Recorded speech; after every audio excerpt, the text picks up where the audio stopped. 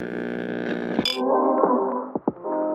live from Trinidad, it's morning, afternoon, or night, or afternoon, or whatever you're listening to this. But yes, this is Matthew Beatty alongside my critic companion in crime, Ricardo Medina. Hello. And we will be celebrating 50 years of SNL. Yes, we will be celebrating its anniversary in this episode here of BBB Radio. So yeah, at the time of us recording this, a few days ago, just over the weekend from Valentine's Day up until Sunday night, there were a few SNL, some SNL content that came out both on NBC and Peacock, right? And also there's a documentary that I want to mention that came out a while back, right? But it also aired Saturday night, right? This film will be Ladies and Gentlemen, 50 Years of SNL Music, which is directed by my boy Questlove and a guy by the name of Oz Rodriguez. I'm not familiar with him at all, but I will talk about that, right? Because I saw that, right? So basically we'll talk things in terms of when these shows were aired over the weekend, right? So I will start off with the homecoming concert, which took place on Friday night, right? Now, forgive me, folks, I saw this after the fact, so I can't tell if it aired live on Valentine's Day night. Well, maybe it did, for all I know. But, I literally saw it this morning, the time of us recording this, right? I did not see the entirety of it, and to be honest, I skipped out a few performances. Not that, they were trash or anything like that. It's just, I wasn't, it's not and neither is it because I'm not I don't know who the artists are. It's just that I was looking out for certain performances, so I just sort of skipped through a few performances, right? So it's like that, right? Yeah, I mostly watch there's a couple music things like the music medleys I watch as well, which is more comedy. So they did they straight up just made fun of Drake with what's his name of that bit, bro? Gosh, that's Will Ferrell and Madagascar, yeah. Yes. Back when they think, and that was a great sketch. It's I agree. I love that. Yeah, I forgot their names. Sketch, it's like this husband and wife kind of conservative people, right? And you're like, we have to sing this all wholesome, but it's like real raunchy shit though. But they try to keep it real PG. Right. Yeah. Right, that's the joke, right? The joke is it's like when white people make a version of a song, or Christians do a version of a modern song, and then they'll make a Christian version, but that is what it is. They'll just do a Christian cover or some conservative cover or a PG cover of modern music. But then they straight up just went to do Kendrick now, not like us. Yeah, not like us. Funny. Yes, which was brilliant, right? But just keep saying it. He can't sue all of us. That's funny. yeah. No, it was right. But we'll talk more about that a little bit later, right? Afterwards. It's Lonely Island. I think they did a medley, a general all Lonely Island music. Yes. That was really good. Yeah, it started Lazy Sunday, but then they built up with it's a shame. Well, actually, it started off with Well, I'll tell you how it started off. But the first Lonely Island song was really Dick in a Box, and then it led to Lazy Sunday, and then they just did some. Right. They did Dick in a Box first, right? But in terms of actual timeline, it's Lazy Sunday. Lazy Sunday is the first big song. Yes. Correct. Right. It's a shame they couldn't get back all the people like Justin Timberlake or whoever couldn't come back. Yeah. They couldn't get that fellow do Jack Sparrow. Yeah, they couldn't get Michael Bolton, boy, and there was a moment where I was like, wait, is that Michael Bolton? It's like, nope. They couldn't get back everybody. It's a shame. Yeah, but they get back T-Pain, I think. I saw T-Pain. Yes, T-Pain was there. Akon was there? No. I think Akon was there. Yeah. I don't think so, no. Okay, no. I actually confusing T-Pain with Akon for some weird reason, right? But yeah, whatever. No, but here's the thing. Both of them, they had both different songs. So T-Pain had I'm on a Boat. I'm on a Boat, right. He did that, and then Akon did I Just Had Sex. Right. But in his place was Bad Bunny. I don't remember that. Yeah, Bad Bunny did Bad Bunny had a cameo. That's true. Right. Yeah. So after that, now I will talk about the Ladies and Gentlemen doc. Sure. We will make mention of the debut episode of SNL, right? Because that aired afterwards, right? Now that I've seen Saturday Night, which I believe was in your top 5, I think you are tied it with Challengers, right? And haven't seen that show. I was like, this should have been my top 10, boy. That movie was fantastic, right? Yeah. But watching that and then watching the debut episode is like, wow, but like just all the references and just knowing that when you watch this debut episode, episode, right? All the hell that went down on that Saturday leading up, well, I should say the couple hours, no, the hour and a half. Because remember that show pretty much, span an it's like hour and a about half, right? Yeah. yeah, it's about From- 90. It's about 90 minutes real time actually. Yeah. Yes, About yes, 90 minutes, right? So yes, seeing all that drama that went down and you see the final product, you're like, okay, now I understand why it's so rough behind the edges, right? But at the same time, it's like, look, this is the start of something that pretty much revolutionized the game, right? And we'll talk about that. Yeah. So like we'll do like a general intro as to how we feel about SNL, right? You know, looking back at it now, right? As a phenomenon. Yeah. Yeah, Right. exactly. And we'll close things off with the SNL50 anniversary special, which aired last night at the time of us recording this, right? Now, I haven't seen the entirety of it. I watched from, okay, so because we're in Trinidad, you know, with daylight saving and all that, so it started 9 p.m. by us. So I watched up until midnight. I thought that the whole thing was going to be three hours, only to realize, oh, there's a half hour tacked onto it. I was like, nah, but I'm tired. I had places to go tomorrow, Dred, you know, as in today, right? So I just locked off after the last half hour. But I could talk about the stuff that I do remember. This is stuff that I saw, the stuff that worked, and, you know, I might mention the stuff that do work as well, because, yeah, a few moments kind of fell flat for me, right? You know, and that's to be expected from SNL anyway, right? But it's so funny that even back then with the debut episode, there were moments that fell completely flat too. So I guess that's just a thing when it comes to SNL, right? So whatever, right? All right, so to kick off the SNL50 festivities, right? Just brief little history with our individual histories with SNL, right? You know, and I believe that, you know, we have some common traits when it comes to our individual histories, right? So not staying too long, right? So for me, right, so I would say that my exposure to that show, or at least the concept of that show, this variety show that includes, you know, relatively small scale and big name, you know, comic actors, right? And comedians and comic actors on the rise, right? In addition to musical performers that I am familiar with or marginally familiar with, right? My exposure to that came in a little show called In Living Color, which I remember that was one of the first shows that AVM Channel 4 and 16 dropped when they came on air in 91. Yeah, as far as I know, SNL was never syndicated in Trinidad. No, it never was, yeah. So it's only after the fact, when that show stopped airing on local TV, that's when you found out, oh, that was supposed to be, it's sort of like a inspired by, not, I don't want to say an offshoot, but it's inspired by. I forget the details, but if I remember correctly, it was basically Keenan. Keenan Ivory. It's Keenan Ivory, yeah.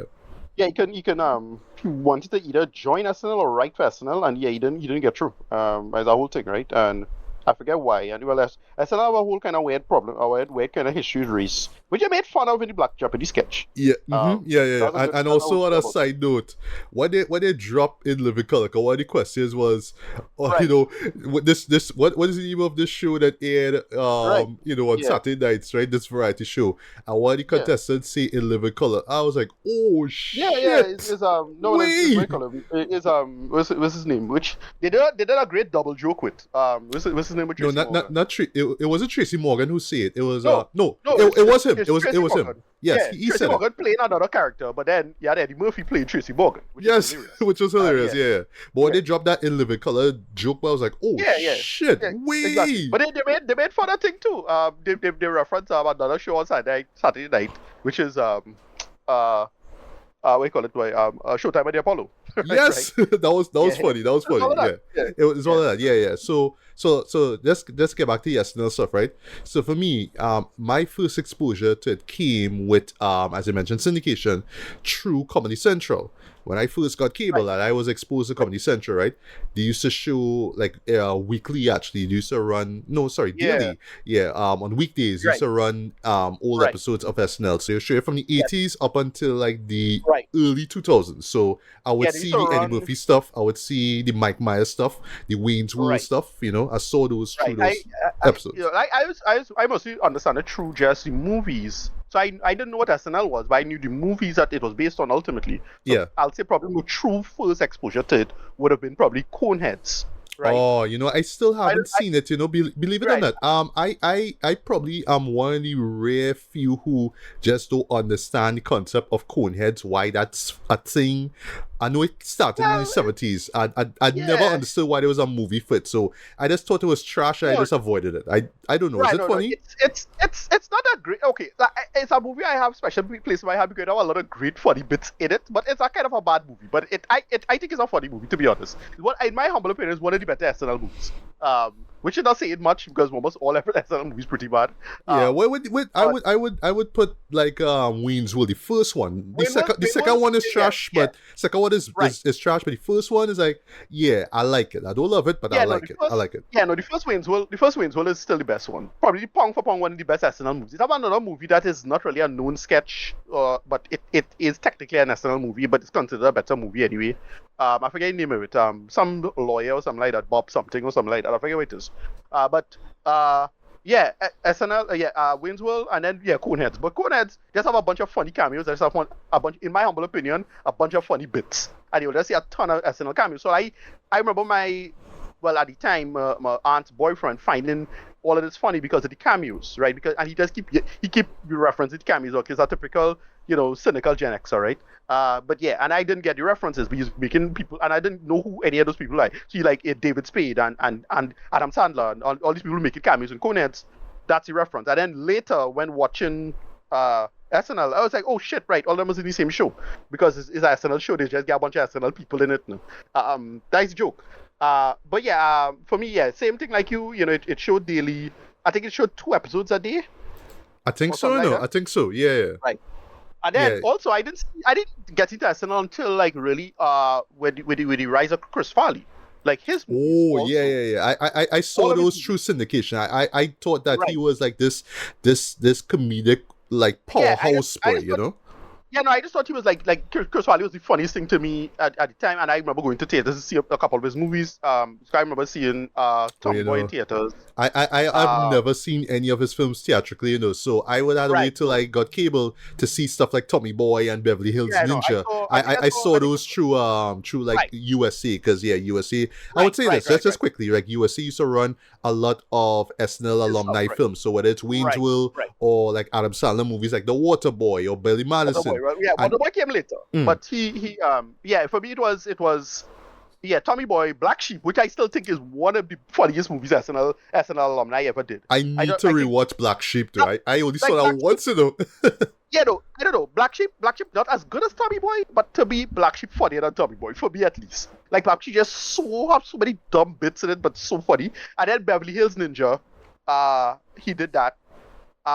What else? I think that is it. I I think think that's those it. Yeah, I think that's it. And guys, then like, and then yeah, he show up in a bunch of other people movies. Like yes, it's that. yeah, yeah. Yeah, Yeah, yeah. but So on the right, right, subject of those films, right? That's when I started to understand how impactful SNL was, right? right, Where right. its alumni will branch out and star in. I'm not gonna call them great, but really Oh yeah, like just like eye grabbing comedies now, like these, like right. Yeah, even exactly. though we Yeah, can look at like Waterboy and Billy Madison now and say it's juvenile trash, right? At the right, time right. when in the mid to late 90s, those were the shit. Like every year you was Yeah, expecting a new yeah. Adam Sandler movie, or a new David Spade It's movie, a new Rob Schneider movie, right? right, Even though Rob right. Schneider was one of my favorites, so like stuff Right, like yeah, he one of the weakest. yeah, Even so though he like had one of the more popular, even though he had one of the more popular bits on SNL, which is the whole making copies guy. I mean, yeah, that shit don't hold up at all. In terms of just not being funny, like it just don't hold up to me. yeah. But it's an interesting thing. Also, shout out to this guy if you want like a good, like nice contextualization of some of this. He did oh god, what's his name? Movie Bob, right? So he had a really that great of Adam Sandler. Oh, I And saw that. Yeah, I right. saw the And thumbnail. so Sorry. Mm. right, he had a really that great on Adam Sandler, and he really kind of gets into because remember he real shit on Adam Sandler for we call it the video game movie, but he had like a retort to it, and that thing does a great history of like American comedy, yeah, stylings, and then the rise of Adam Sandler's take on it because they could say in a sense they're kind of a second generation conceit of the comedy stylings that came up, which is National Lampoon and them and how that evolved into an SNL and that kind of nascent like undertone. And we could get into that history of why SNL is the way it is and the interesting nature of SNL. Because something interesting about SNL that I'm surprised more people don't talk about. How come the other networks never made a late night comedy show like SNL? Other sketch shows. Like it had other sketch shows. But not in the same way SNL is. Because SNL one lasts as long as it did. And two, maintain true itself in a self-referential conceit compared to the other networks. NBC is only one out of the historically 5 or 6 networks America ever had, right? With American networks like NBC, ABC, CBS. Well, Fox came later, but Fox was originally, in terms of the infrastructure, the Dumont network. Yeah. And then the national network, which evolved into PBS. Yeah. Right. So you can say it's 5. Right. Well, this is up there. In Living Color was part of Fox. That was Fox's light down. That was Fox, but that was later. But again, In Living Color didn't last. It got cancelled. Yeah. After the 4th or 5th season, it got cancelled. But I think, SNL, in terms of quality, probably should have gotten cancelled. To be fair. Right, because that time period right before Eddie Murphy was pretty weak for a lot of people. A lot of people consider that one of the weaker periods. But SNL lasts as a thing, and NBC exists as a very self-reflexive, self-referential entity as a corporate network. Right, they constantly make jokes about themselves at SNL. They constantly reference it, and I suppose I see space to air out those grievances, for lack of a better term. They have a whole sitcom based on SNL. On NBC. 30 Rock, right? Anyone? So, 30 Rock, right? 30 Rock, which is so weird, right? Like it's product, it's this weird self-reflexive product of a product that self-reflexes on NBC as a network, which is this, generating machine. I mean, it makes sense. We live in this postmodern era now of pop culture. So it is interesting that they have this self-reflection on thing, and NBC is the only network that keep this. Because you would think that other people would attempt to try to challenge SNL over the years. More than just In Living Color, or more than just Mad TV, or whatever, right? It's fascinating how SNL lasts this long, the way it is. Yeah. It's propped up, clearly, because it's the flagship show, or you could say, not flagship show, I call it the hood ornament show of NBC as a network, but it's interesting. I don't know. We could talk about it. You share that. Go ahead. Yeah. Right. So that's just a few things for you, right? So and that will lead to us talking about the concert, right? So for me, I just always looked at during my first exposure to SNL as, all these comedians who have these movies that come out every year. This is where it came from. Right. Oh, okay, right. Right. But I never really took notice till in the 2000s when I started acclimatized to the show that. Of the musical performances, but then even more important, that they could not just host the show, but also, star in the sketches and whatnot, right? And that's why I was made aware of, I would say, in the mid-2000s up until the 2010s. That's when I got a sense of, these big artists could come and just do these really, not overly elaborate, but just great performances. But at the same time, it's a sign to reach.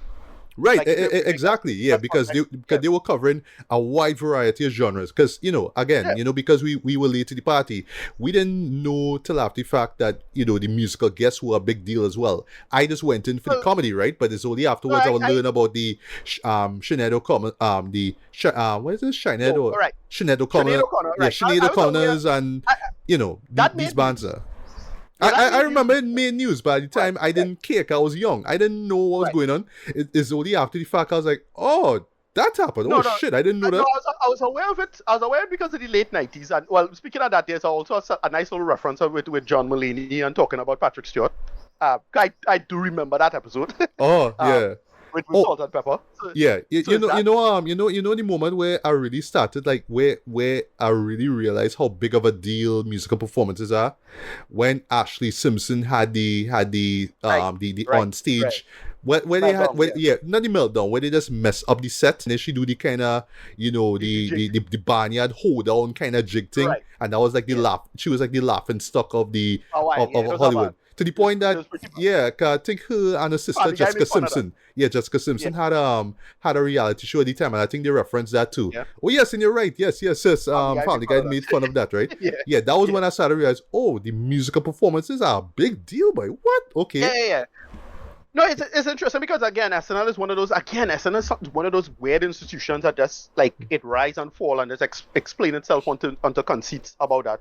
I remember the who they had for right after 9/11 as a host. I think it was it wasn't. I don't think it was him, but Rudy Giuliani was like part of that. That was a whole thing. Yes, which is also know, mentioned in the music yeah. doc. Yes. Mm-hmm. Right. Yeah, Yeah. all of that thing. So it's a whole thing. So I don't watch the full music doc, but I remember most of it. For me it was the late 90s and just thinking about like music and the idea of SNL. Because again, that's how I got caught up with it in the late 90s. I remember I was sick at staying and I had a bad flu. And I remember staying home for like about 2-3 months. And that's when I ended up being aware of it because it's like, oh shit, that's another show midday. And like this is something to watch if I'm home now. Something like that. So that's how I caught up with it. I remember I was in Form 1 or something like that. So I'm like, oh shit, right. like there's a show. Like, okay. This and it exposed me to kids in the hall as well, which is arguably much better. Yeah. Oh, yeah. That's true, right? Yeah. So that's to wrap things up, right? So for me, I would say like in the 2010s, that's when I really started to click with SNL. That's when for me I was able to watch like the episodes as they dropped. I made a considerable effort to watch them. Well, here's the thing, Well, a big factor that boosted SNL was ironically the internet. Because to me, what blew up SNL in from that time period, I don't know when it was 2000 and I would say 5 or 6. Yeah, Lazy Sunday. Yes, and Lonely Island. Like when I found out about them, I was like, oh, okay. And I started, Lazy Sunday blew up the internet. It did. I remember it did. This is the first time. Well, it's another piece of self-reflexive media. The idea of social news. Like Lazy Sunday was so big that it made social news big. Because the only way from where it spread people was the 3 big social news websites at the time. And well, it wasn't as popular then, but it became popular a little later. It was Shoutwire, right? I used to be on Shoutwire in the early days, if you know what that is. If you know, you know. But it was kind of the original social news. Then Dig.com, right? Kind of defunct now, but still exists in newsletter form.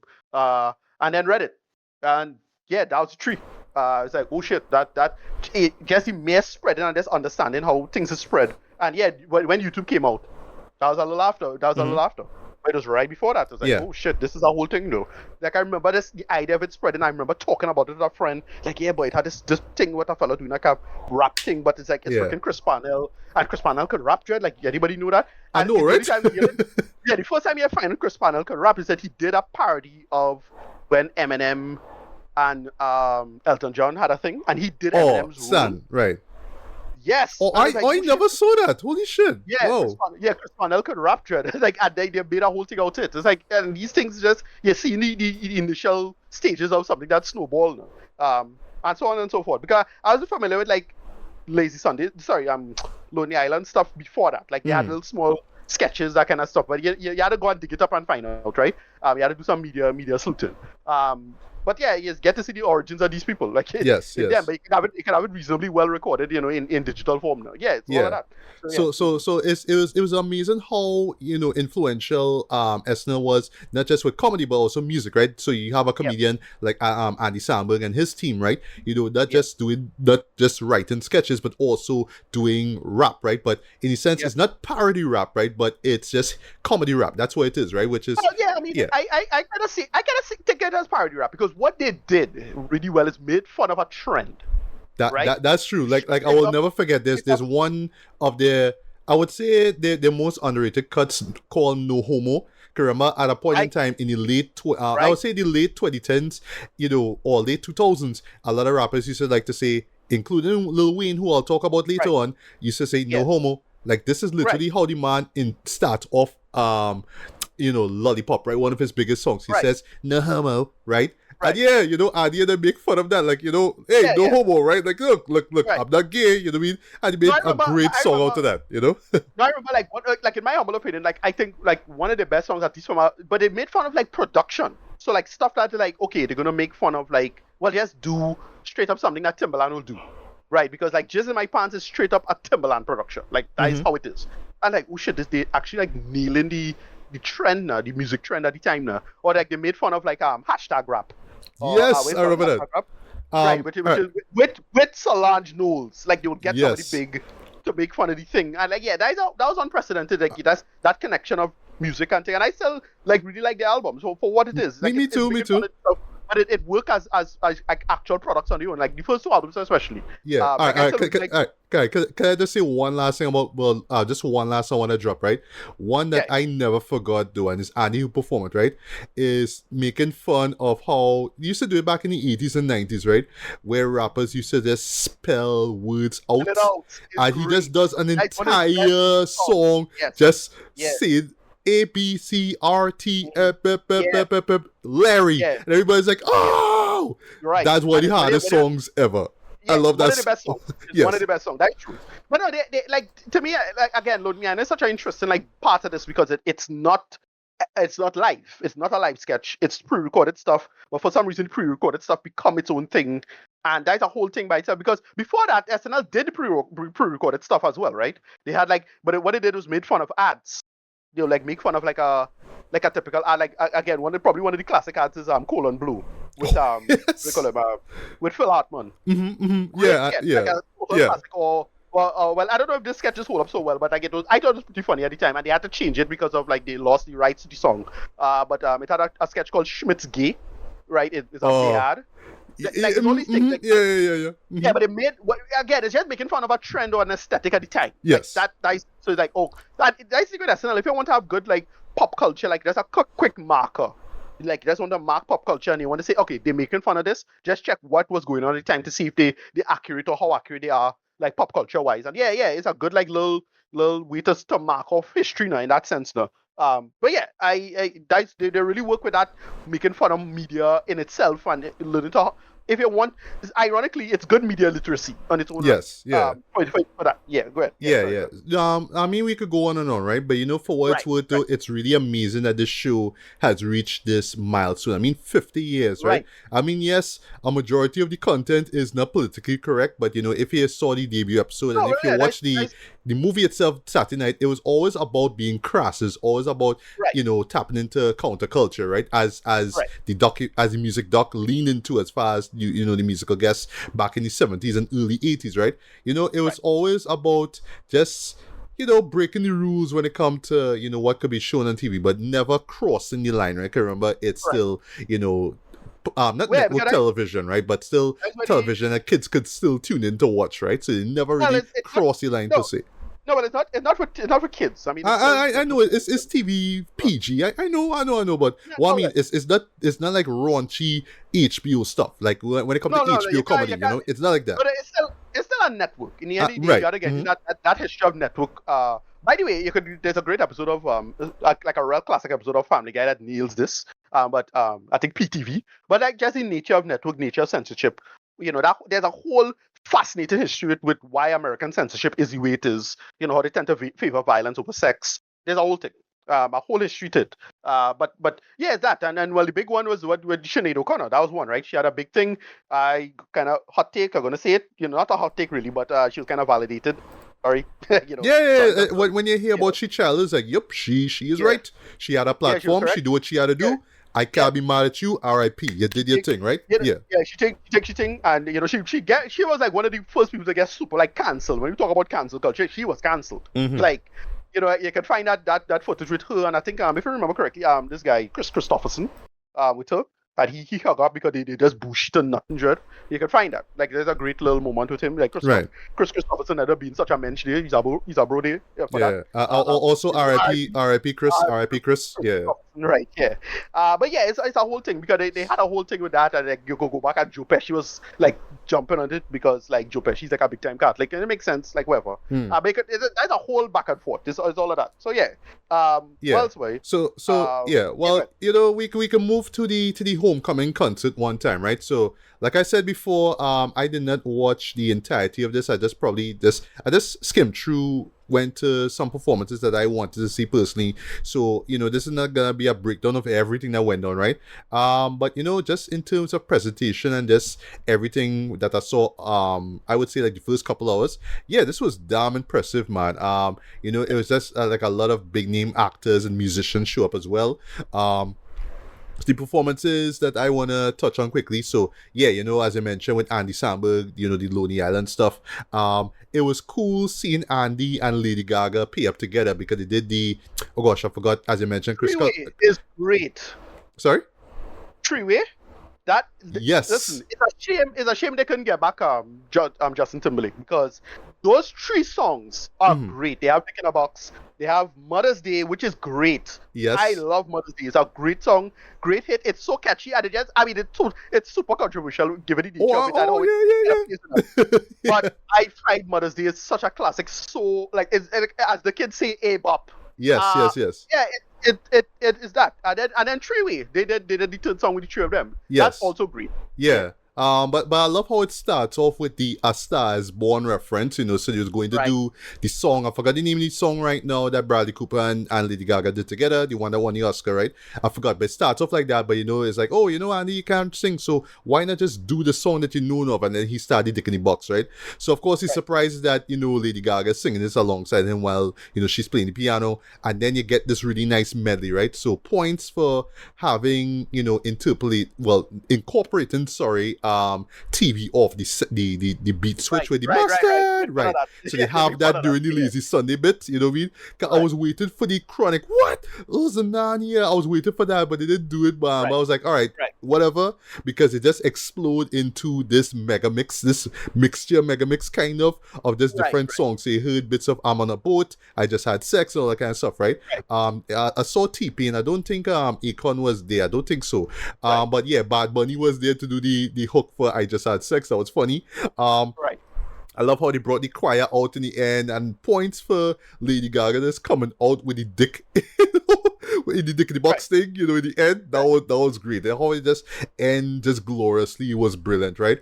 And boy, yeah, this that performance was great, right? Also, another great performance was Lauryn Hill. But here's what's so funny about it, right? Kenan Thompson came and introduced us, right? I swear, like, that man did not know that Wyclef was gonna be there though, because he talked about, the next guest is like she put out one of the greatest albums of all time, and she didn't even put out another one. She didn't put out another one, right? It's called the Miseducation of Lauryn Hill. So, ladies and gents, Miss Lauryn Hill. Right. And then he got this pre-recorded bit where you see in a limo going to where it is by to Radio City, wherever it is. I forgot the name of the place, but it's this big place, big name place where it comes to big like performances, right? Right. And Wyclef Jean is there, but like the first credit you see is Miss Lauryn Hill and Wyclef Jean. So a part of me is like, wait now, like Keenan didn't know it was the two of them now, I don't know. That was kind of funny to me. To be fair, I would expect that to happen. Like, me too. Even though I don't think they have like super bad blood, they kind of like they already have the best relationship. No.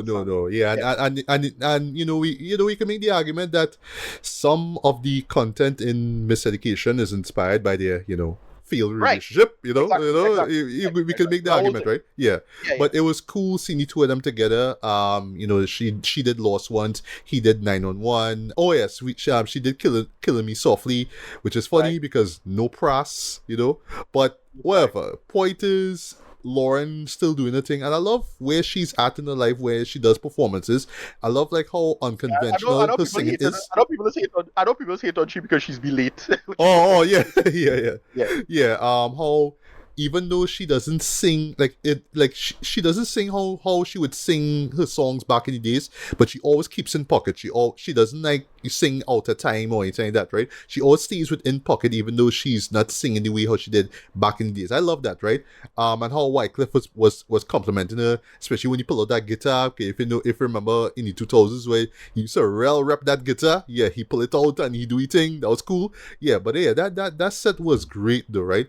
I love how it segue into Will Ferrell and Anna. I forgot to see him right now. Yeah, their bit with is Gastaya or Gastia? Gastaya, I think. Gastaya. Okay, if we got the surname wrong, folks, forgive me, right? Yeah, we did that bit in the 2000s where they used to play the conservative couple who used to try to do these wholesome love songs, right? For their, demographic. But it's like these, really toned down versions of usually raunchy, big names, big hit songs, like trending songs, right? So yes, I love how they incorporated, Megan Thee Stallion's body. That was funny. Just them doing body, that was funny. But I did not expect the Not Like Us though, especially like how Anna was doing the da da da That was funny. That Yeah. was funny, right? And then, but where the catch boy and points for it, this show being on Peacock, right, instead of NBC. Certified pedophile. They dropped the line. Yeah, no, They dropped the line. I was like, oh shit! They did not care, Dread. They did not care, boy. Yeah. Whoa. Yeah, it had no way to punish them. They leave the show how long now? Yeah. They had no way to punish them. Like, I can imagine them just breaking a ton of rules because that's the thing. Lord, for the most part, run a real tight ship. Yes. On SNL. Like, look, you do this, you can't come back, we'll fire you. If you do this, you step out of line, fire. And good talented people get fired because of like relatively minor infractions. I'll say Jenny Slate is probably the most notable example. Look up why Jenny Slate probably got fired. Right? I don't know if it's sure, but look it up. She really dropped the F forward on air at the time. And it was a sketch you could understand why she would make the mistake. Jenny Slate, massive talent, but sorry, she got fired. Taron Killam, right? He got fired because, if I remember correctly, he was shooting a movie and he couldn't come back. And if he couldn't come back to shoot, law and effectively fire him. Taron Killam is one of the funniest people in SNL they ever had, right? In my humble opinion, easily one of a great talent. And then who else got fired? But I think Chris Red. Chris Red got fired. He's good. I think it's more to do with Keenan. Like, if you look up that history, I think it's that. All right. But he sleep with an ex-wife or something like that. Oh shit! Okay, I didn't know it was like that. Wow. Yeah. It's all of that. It's real drama. Yeah, but to the show's credit, right? They were dropping some F-bombs here or there, but I just didn't expect it in this performance because if you remember, I'm more thinking about the working within the whole, within their realm now, what they could have gotten away with back in the 2000s, right? But when they dropped that certified pedophile line, I was like, all right, well, okay, they reached now, okay, that was dope. It have no way to punish them. Like, that's true. Yes. At least NBC can't punish them. Like, what?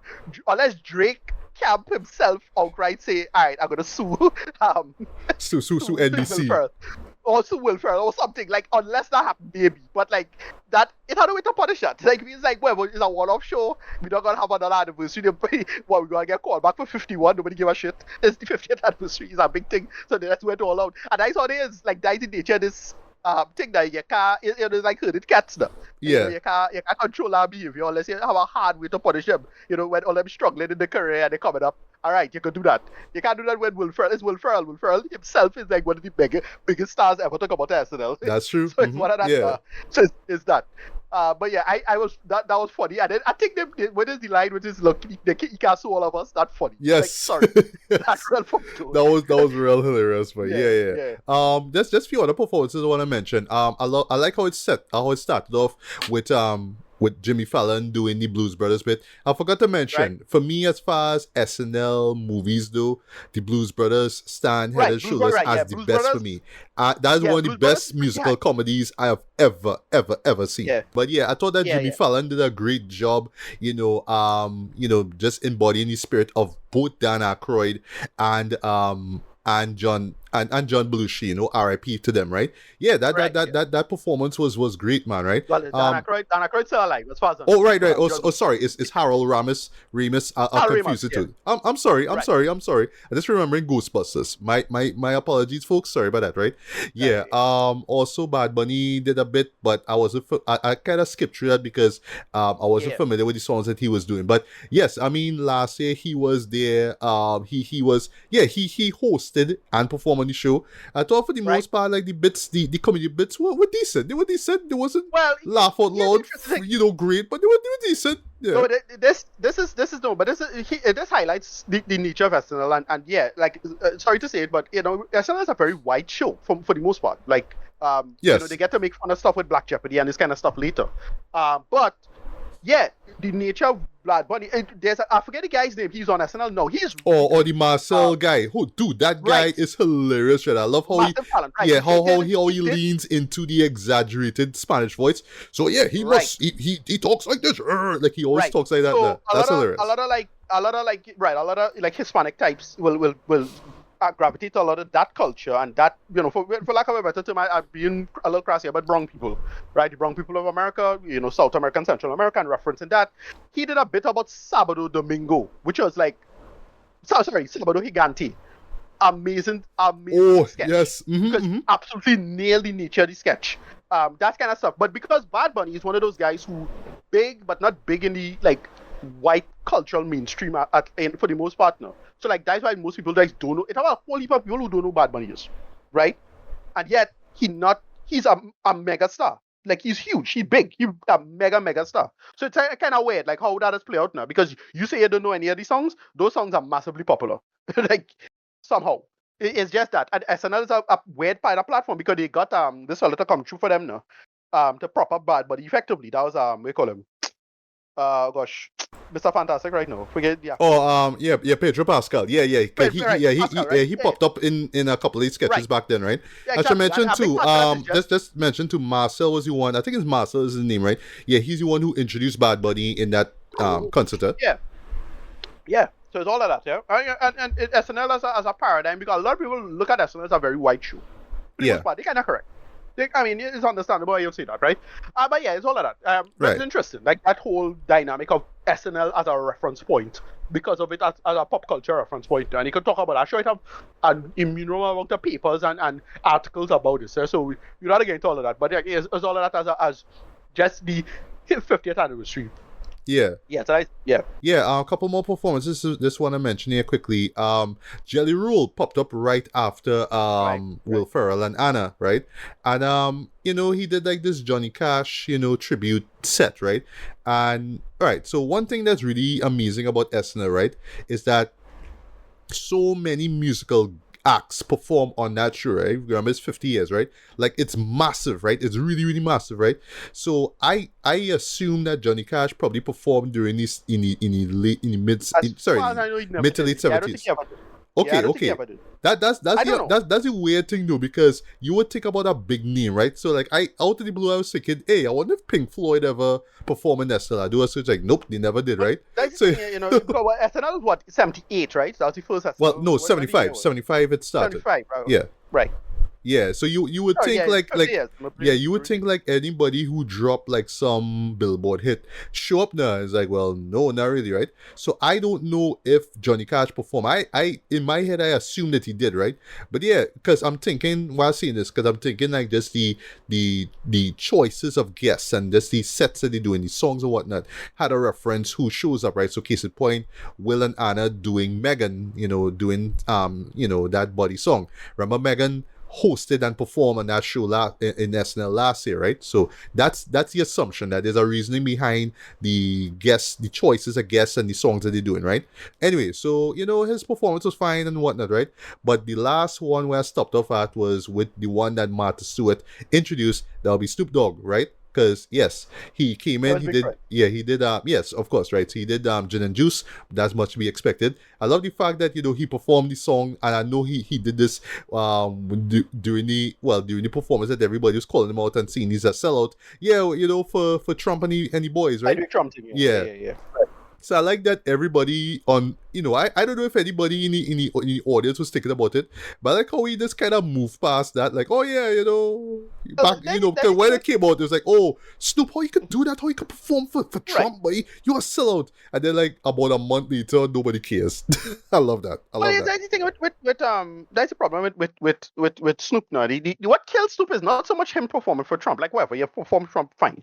The problem is that Snoop, he didn't make like a whole, like carve out a whole party career to be anti-Trump back in 2016 or whenever. So it's like, yes. We're fucking saying, like, come on, man. Like, it wasn't the best look. Plus, the man did his own, like, one. I'll never forget, one of the album covers was a flip. Video? Yeah, one of his album covers was a take on MAGA, and he just, MACA. He say "Make America Crip Again" or something like that. Yeah. He switched the conceit there. That was funny. That was back then, right? Yeah. But yeah, all of a sudden he performed it for the man, right? But whatever. I like that we moved past that. No, but he had a whole music video, shooting, dropping the head on a bullshit. Like, so Snoop, come on. Like, yeah. But anyway, so he performed Gin and Juice, right? What I love though is that he performed one of his cuts from Missionary. So he went from Doggy Style to Missionary, right? And perfect choice of song because he ended up bringing in Jelly Roll because this was the collab that he had on that album, right? It's basically Dr. Dre did this sort of country hip hop beat, right? I forgot the name of it right now, but it's a weed song. It's a celebration to Mary Jane, right? You know, is that right? But yeah, it was cool having Snoop and Jelly Roll perform together. Can I imagine a majority of people in that audience never heard that song because that song is not a single at the time of us recording this, right? But yeah, it was a good way to kind of show that. Yeah, he could have, like, the same reason why I praise the album, right? He was brave enough to kind of evolve his sound, branch out. I mean, that's one thing Super has been doing for years, though, but the fact that he could still do it in this era, that makes a lot of sense, right? But, I think that's just testament to how great, the SNL performances have been over the years, right? Where, SNL in general has just been able to grow with the times and evolve with the times and whatnot, right? So yes, you could have a man like Snoop perform a song from back in '93, but he could come and perform some from 2024 that hardly anybody heard about, but it's with a guy that everybody know about and still talking about, right? Jelly Roll, sorry. So that was great, right? But yeah, as it stands, that was the last performance I saw. I did not see the last hour, but yeah, from what I saw, yeah, this just presentation wise, execution wise, this was great, man. You know what I mean? It was just literally just like what we're gonna talk about in the end. That will be the actual special. It was just like, a bunch of friends just come together. It's just this one big reunion, but it's in the Radio City Hall, and it's just all these big name performances and whatnot. But it's not just artists coming out to do hits. It's in celebration of this show that managed to really stand the test of time, right? So yeah, I mean, all in all, I mean, I'm not gonna rate the performance of the first 2 hours that I saw, or just the few performances that I saw. But yeah, what I saw was great, man. So I don't know if you have anything to say just about the performances that you saw on TikTok or whatever before we move on to the music doc. Anything you want to say? No, yeah, I see everything that I want to see as it is. I'll just look up clips and it'll just come up. It'll just probably show up naturally on Twitter. That's about it. All right, so I will talk about, ladies and gentlemen, 50 years of SNL music, right? So this is one of the first, I would say, SNL50 content.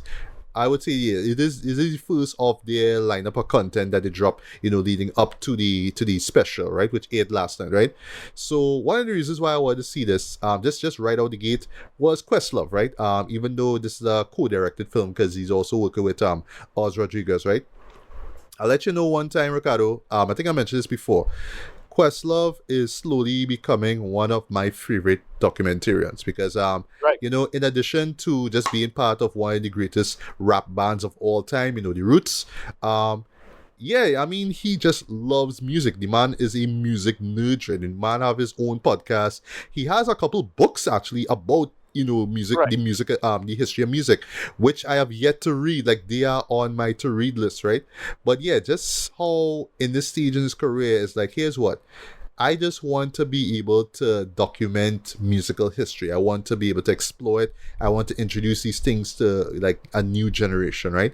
So for me, Sum of Soul was my favorite film of 2021 because it just tapped into late 60s music, right? Well, urban music, right? I just absolutely love that film, right? But yeah, I was surprised that he was called in to work on this show, right? But essentially, what this is a TV doc, right? Even right down to just having these commercial breaks and whatnot, right? So, just to get the nitpicks out of the way, it is very noticeable of how it is tailor-made for TV, right? In the sense that each segment will feel like about 5 minutes long, and then they will just cut to a break. Like, you will just see the graphic show up, and then when it comes back to break, you'll see the graphic again. So like, while it's something that I have like in my mind, like I just saw it, I just went into this thinking it's just going to be one straight unedited film, right? But no, it's cut up, it's structured to be aired for TV with commercial breaks, right? So that was a little disappointing for me, right? Also, and I understand why, but I have to admit it, is a puff piece. It is a puff piece for Saturday Night Live. It's just basically saying, Yeah, but he does work for NBC as well. Maybe he and Jimmy Fallon band. So that's true. Yeah. So it is glorifying, Saturday Night Live and showing why it has, again, tested lasted so long and stood the test of time and all that kind of stuff, right? But I do like it, and I love how you brought up the the self-referential nature of NBC and SNL as a whole. whole, yeah, they brought Yep. up some of the darker moments, right? In their history as well through this doc, right? So, in a nutshell, what it's about is just basically the musical history of SNL, right? All the guests who showed up from the beginning with Billy Preston, who was the very first musical guest, as I was informed of through Saturday night, right? And it was cool seeing the actual performance pop up in the debut episode of SNL, which you'll get into next, right? So it's basically that, just showing the history of, yeah, just all the musical guests, right? But I love the structure of it all, right? So yes, you see the many artists that show up, right? So just right out the gate, right? If there's one takeaway from this show, boy, this show starts off perfectly, in my opinion, right? It starts off with one of the best mega mixes of music, of video clips that I have ever seen, right? Imagine this, Ricardo. You are taking 50 years of footage of musical guests performing live, right, in SNL, right? And you are cutting this up, you edit it up in such a way that you're pretty much covering 5 decades of ground, right, in about 5 minutes time. Right. It is amazing, Jed. I watched this like horse. I really need to look up who edited this shit. Like who edited this shit? Who sat down and picked these clips and said, okay, I want you to play alongside you, to superimpose over you, to segue Right. into you and all that kind of stuff. I watched this like, wait, Jed, this hard. This real hard, right? But yeah, this starts off perfectly in my opinion. I'm like, holy shit, right? So from there, you start to get an idea just through these segments of how big of a deal these musical acts were, right? Why these guests were chosen, in particular from the mid-70s when the show started, right? Talking about tapping into counterculture, right? So I was amazed that they get Sun Ra to perform Huss. There's a clip of Sun Ra just being a weirdo with his keyboard, and I'm like, yep, I love that.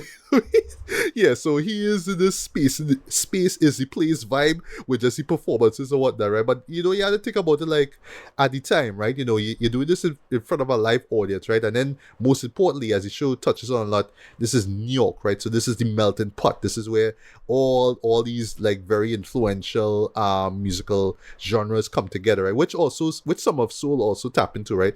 So yes, at the time you would see all these varied varied acts, right? Musical acts, right? You even had a couple of punk bands show up as well too, right? Not just rock bands like say Aerosmith or Rolling Stones, right? But you had a punk band. There was one that John Belushi actually invited, and it was like they even did, I forgot the name of the dancing, but it's that sort of mosh pit kind of shit where you'll push a man and you'll push a man and you'll push a man. It's almost like you're fighting them, but you're not fighting them. You're just wilding out. No, I forget. It's that mosh pit shit, Right. Yeah, they actually did that around the set, around the stage house, and people get scared. But that was like the first time that you ever saw that energy, that sort of punk performance energy on live television, right? Also, I didn't even notice, it also featured the first ever rap performance aired live on TV. That would be the iconic group, or I should say, if you're like a music nerd, you'll know who they are. Funky Four, plus one, right? Yeah, one of the first hip hop groups, right? Yeah, they are the first to perform live on TV. They're set, right? And they were introduced through Debbie Harry, right? If you ever saw the movie Wild Style, which is a classic hip hop film, you'll know about both. You'll know about you know about that crew, and you'll know about how Debbie Harry and Blondie influence things, right? Also, of course, they show Run DMC, they show the performance, they show Public Enemy. In the mid 80s, that was when the It Takes a Nation of Millions to Hold Us Back album dropped. They show LL Cool J, right? And of course, they show folks from the 90s and 2000s. Huss, I didn't even know DMX performed. I was shocked. I was like, oh, okay. And this was back in 99. Can I hear you perform What's My Name? I did not know that you were there. I did not know this. Okay, right? Yeah.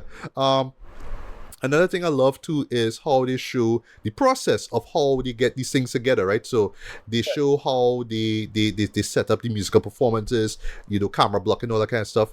But then they also touch on, I love how they do this, the musical guests being the hosts and, being part of the sets themselves. So believe it or not, they touch on Bad Bunny. Yeah, they talk about Right. the show, like, the process, just everything from start to end, him coming in, having to look through the scripts for the sketches, every single thing they cover during about a 5-6 minute runtime, right? Remember, these are segments, right? And when you really think about it, just that segmented style of it, right? It's almost to the point that I don't know if they'll ever do it. I don't think they will. Yeah, they could actually put these out as just YouTube videos, They could just have this as a playlist, and that could be the full movie, right there. 'Cause it does have a sort of a YouTube segment kind of feel to it now, if you understand what I'm saying, right? So it has that kind of feel, right? But it's still a nitpick for me, but I kind of understand why they do it like that, right? We touched on Lonely Island before. They touch on, they show the process of how, the Lonely Island really blew up, especially with the Dickety Box thing. They actually talk about how, the inception and conception of that song itself. Yeah, so they had, we boy Justin Timberlake come and talk about how they got that down, how they shot the video, and you can remember it is a pre-recorded video, right? And yes, if you didn't realize, yes, it is tapping into late 80s, early 90s R&B, right? It's a tribute to them. Color Me Bad mostly. Yes, Color Me Bad stuff. Yes, because they did show a clip of them performing I Wanna Sex You Up, which was the song of 91, right? But yeah, the moment where you saw Andy on the basketball, the hoop. Yes, that's a reference to R&B video. I did not know that. That was hard though. Yeah. That's the presentation of it all. Is pure 90s R&B cheesiness, right? But it's just how he, Andy, and GT was able to tap into that though. And yeah, it just makes for one of their best songs, right? They touch on Lazy Sunday and how that blew up as well, and just the influence of Lonely Island at that point in time, right?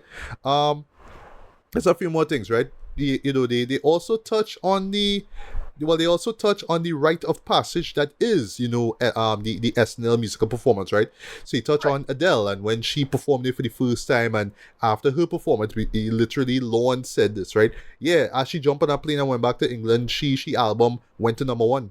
Her debut went up to #1 thanks to that performance. It's like that. I know he now in the doghouse now, but Kanye West had a great. I will talk about Kanye. I'll talk about Yeah, because the show touched on Ye as well. I'll actually leave that for last, right? Because that was actually the last part, and then they had the outro, and then the show ended, right? But yeah, they show how big of a deal just performing on SNL was, right? How it could skyrocket your career, right? So they show Dua Lipa, they show Olivia Rodrigo, right? Who made a killing, who made a huge splash back in 2023, right? When she dropped her debut, right? But then, yeah, they touch on some dark moments, right? So they touch on what went down with Sinead O'Connor, right? Where she do the thing. Right. So slight spoiler, when they did the test shoot, when they did the rehearsal, she put up another picture. And everybody was like, oh, okay, so... Because they knew that she was going to show it, right? That's all she did. She just show it, and that was it, right? So everybody's like, all right, well, when she perform it, she'll do it, right? She'll show that same picture. And on the night of live, when she do the acapella piece, right?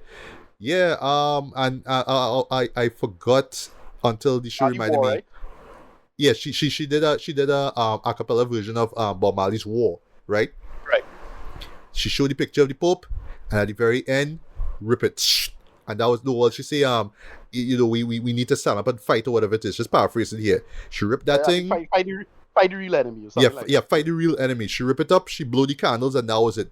And it was just a hush. A hush fell over that room, I was like, way. That was dread. But yeah, swear to God, nobody behind the scenes knew she was gonna pull that, Yeah, that was real dread. Right? And they talk about, of course, how the media blew that up, right? And yeah, lastly, they touch on Kanye West. Because while I was watching that moment with O'Connor, I was asking myself, would they touch on Kanye West, boy?